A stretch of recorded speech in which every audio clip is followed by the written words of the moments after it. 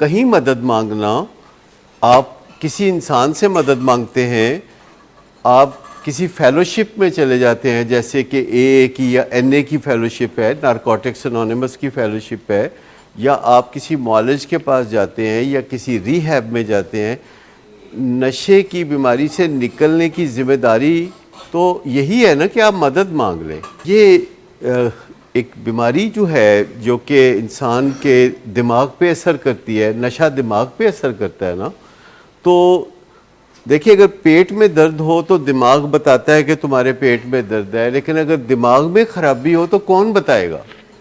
वो तो कोई बाहर से दर्द दिल रखने वाला, कोई दोस्त, कोई प्यारा, कोई घर वाले, कोई डॉक्टर, कोई बताएगा कि आपके दिमाग में कोई मसला है। फ़र्ज़ कर लेने में कोई हर्ज नहीं कि कोई मसला है, क्योंकि नताइज सामने होते हैं, बर्बादी सामने होती है।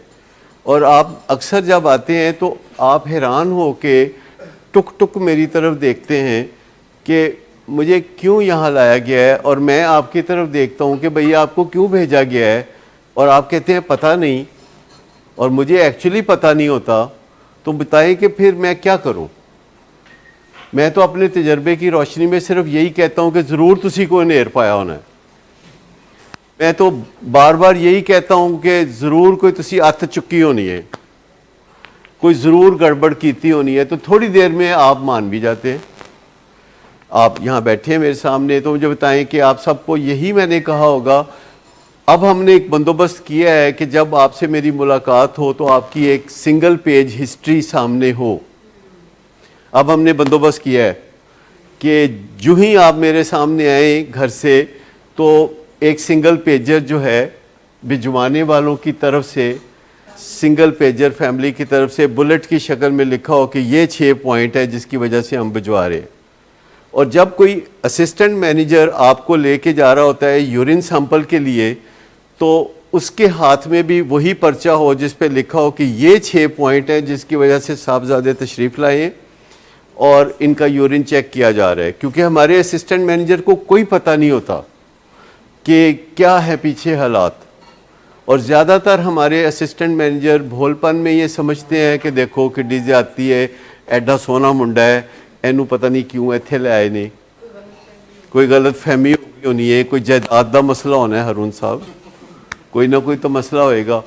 तो वो एक 6 पॉइंट लिखे होंगे, रिफ्रेशर होगा तो वही 6 पॉइंट लिखे होंगे यूरिन रिपोर्ट के पीछे। हमने उसकी जगह बनाई है, एक तो कागज़ बचा लिया है, एक तो कागज़ बचा लिया है, क्योंकि यूरिन रिपोर्ट दे एक पासा तो प्रिंटेड होंदा है तो दूसरा पासा खाली होंदा है, तो ऐसी कागज़ बचा लिया। रिफ्रेशर के लिए कोई आएगा तो वो पीछे लिखा होगा कि 6 पॉइंट ये लिखे होंगे, और वो असिस्टेंट मैनेजर भी पढ़ेगा, वो काउंसलर भी पढ़ेगा, वो मैं भी पढ़ूंगा, वो डॉक्टर साहब भी पढ़ेंगे, ताकि हम भोले लोग मुश्किलात में ना पड़ जाए। कई दफ़ा तो मैं मुश्किलात में पड़ जाता हूँ, मैं कहता यार लगता नहीं है, कोई गलत फहमी तो नहीं हो गई, कोई मसला ही तो नहीं हो गया, कोई गड़बड़ी तो नहीं हो गई, तो मैं फिर परेशान हो जाता हूँ। तो मैं कहता वो लिखा हुआ सामने होना चाहिए, क्यों जी होना चाहिए ना, ताकि मुझे कुछ तो इल्म हो कि हाँ एवं तो नहीं कोई भेजता किसी ने। लेकिन ओवर द पीरियड मुझे तजर्बा है कि लाहौर में अभी कोई इलाका ऐसा नहीं है कि जिसमें वालदैन को ये शौक़ हो कि बस पुत्र जवान होंदा है ना तो एनू रिहैब च भेजांगे। ऐसा तो नहीं मेरा ख्याल है कोई इलाका लाहौर में कि जहाँ माँ बाप इस तरह की बातें सोचते हों कि है तो वैसे मुंडा बिल्कुल ठीक ठाक लेकिन इन्हू रिहैब च भेजना ज़रूर है। 100 दफ़ा सोचते हैं तो फिर एक दफ़ा नहीं भेजते। ठीक, तो ये जो चीज़ें हैं, और कोई पेशेंट है वो जो बहुत ज़्यादा बात करते हैं तो हम चौंक से जाते हैं कि ये इतने कॉन्फिडेंस से बात कर रहा है, कोई गड़बड़ तो नहीं हो गई, तो फिर हम वेरीफाई करते हैं कि नहीं ऐसी कोई बात नहीं। कोई पेशेंट है जो बोलते ही नहीं, बिल्कुल नहीं बोलते, हम उनको कहते हैं वो सुमुन बुकमुन किस्म के, पे बोलते ही नहीं, मतलब जितना मर्जी आप बात कर लें उन्होंने कोई गल करनी ही नहीं। कई पेशेंट होते हैं जब मेरे पास शाम को आते हैं मुलाकात के लिए, मेरे साथ जब दवाई वगैरह लिखनी होती है तो वो मेरे तो काले होंगे ने किसी जाना है वापस, तो मैं कहता नहीं बैठो कोई गलती कर लो, तो फिर वो बैठ जाते हैं 2 मिनट। कई मिनट होते हैं जो पेशेंट आते हैं तो वो कहते हैं असी तो हुण बहना है, असी जाना नहीं। लोग उनका दिल करता है वहाँ बैठने को, गपशप सुनने को, तो हर किस्म के होते हैं। तो हम कहते हैं कि इनको एक जैसा बनाने की कोशिश करें कि जो ज़्यादा बोलते हैं वो थोड़ा कम बोलें, जो कम बोलते हैं वो थोड़ा ज़्यादा बोलें, ताकि सबको एजुकेशन भरपूर मिलती रहे। और यहाँ भी क्लास में अगर आप बात करेंगे तो इम्कान है कि आपको तरक्की याफ्ता समझा जाएगा। अगर आप खामोश रहेंगे तो समझा जाएगा कि आप तरक्की नहीं कर रहे। ये अब आपके ऊपर है कि आप तरक्की याफ्ता बनना चाहते हैं कि नहीं।